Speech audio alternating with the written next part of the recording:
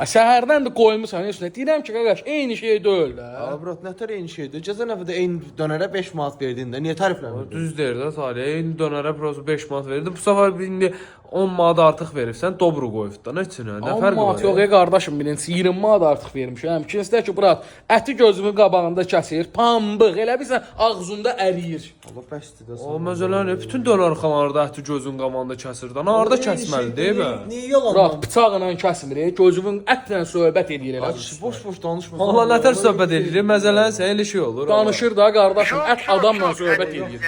Masazırda Svetofor dönər evində donuz ətindən dönər satıldığı aşkarlanır. Gör, Deyir, həmin yerdə. Həmin tərəflərin dönərxana donuz əti idi. Aha. gör, sən obyekt görsən, dözə bilməyiblər. Cəmaət o qədər boş-boş şikayət edib ki, qardaş, o qədər qəşəng ki. Obyekti də bağlayıblar. nə olur? Bəs də düz deyir də. Allah nə qədər olar? Bax, donuz əti. Də nədir yalanla yeni tərəfləyirsən? 20 manat artıq pul alıblar məndən. Allah soxubdular da dənənkisa. Bunu deməyəsiniz deyilirəm, baş verdən. Mən gedirəm. Eyni dönər.